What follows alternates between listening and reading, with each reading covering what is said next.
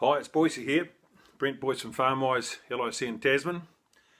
I trust all is going well for you as you work your way through down to level 3 for this COVID-19. Today I want to talk about drying off. Now this is a bit of a young bull, old bull story where I learnt a bit. About 20 years ago I was doing a farm visit to some good clients in Golden Bay, and I was accompanied by an older chap from LIC, and a chap called Ian Hook. I didn't know much about him, but he was he was good company, so I thought it was pretty good. He's one of the old school sort of guys, and he'd share milk for many years, and he worked for LIC for a lot of years as well. I think he'd been 40-something years he'd been working for the company, so he knew a bit. And me, I was one of the young guns, and I think I knew more then than I know now. Anyway, it was interesting times. We did our visit, and I was having a discussion with my old mate Bruce, a client, about dry-off procedures and what practices were best. And I was halfway through what I was going through, and we were having a good discussion, and Ian interrupted me and said, have you thought about doing it a different way? And I said, oh, okay. And then he proceeded to tell us about what I've adapted and now call the 12 days of dry-off, as Ian Hook told to me. Basically those 12 days are split in half, with 6 days before dry-off and 6 days after. And you choose a day of dry-off, and say in this case it's 31st of May we'll go for.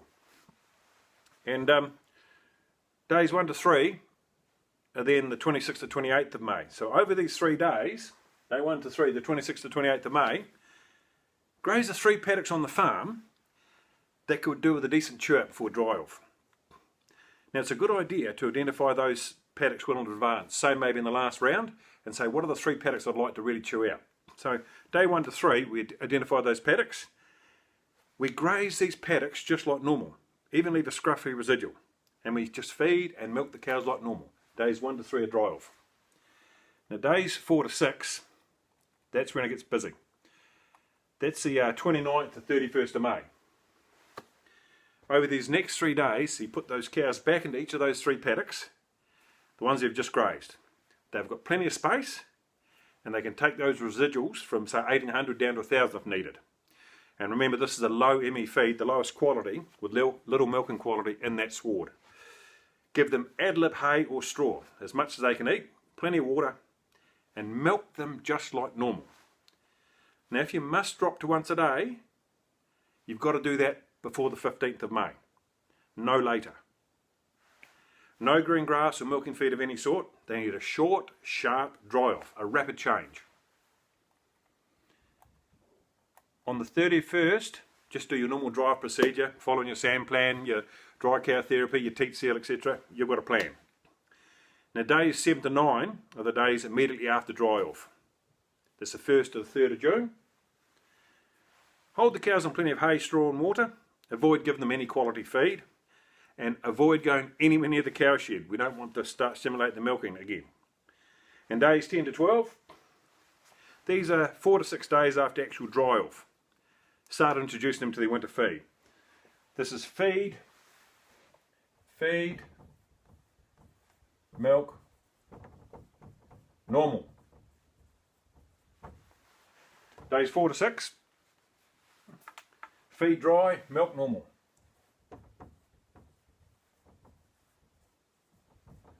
Milk normal still. Day 7 to 9, feed dry.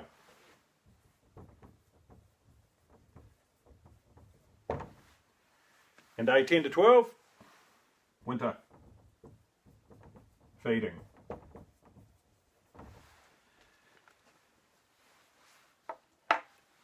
The key points that I took from what Ian was saying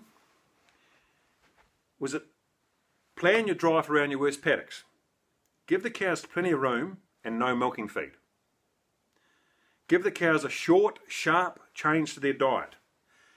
Hold them on lots of dry feed for the 3 days either side of the 31st. So the 29th to the 3rd of June, that's dry-off tucker. And here's the bit that really stuck in my mind. Don't change your milking regime within 2 weeks of dry-off. Don't drop them from say twice a day to from 3 and 2 down to once a day. Stay on the same milking frequency for the last 2 weeks of lactation. Ian was very, very insistent on this. He said that if you do change milking frequency in those last 2 weeks, you will upset the udder routine, you'll impact on somatic cell count and mastitis issues next season. After Ian was finished, I was a bit surprised and a little bit red-faced, and so being the young gun, I said, so you know a bit about this sort of thing, do you? And he said, well, I do a bit. And he said, have you got a copy of the SAM plan or something like that there? I said, yeah, I have, yeah, I've got it here. So I followed it and I opened up the front page and I handed it over to him, and he slid it back to me across the table so I could read the author's name. And yes, Ian Hook actually did write the book on SAM plan management and mastitis management and drive procedures. He wrote the book. I was sitting there getting tutored by the world expert. And I can still hear Bruce just laughing his head off just seeing the young gun get taken down a peg or two. So that's my 12 days of dry off, as Ian Hook told to me. You'll undoubtedly have your own methods that will work, and just grab anything from here that will help, adapt it and make it better. You know, we're all still learning. Look, I'd just like to say good luck for the rest of the season, and hopefully getting the winter sorted, and we'll talk again soon. Cheers.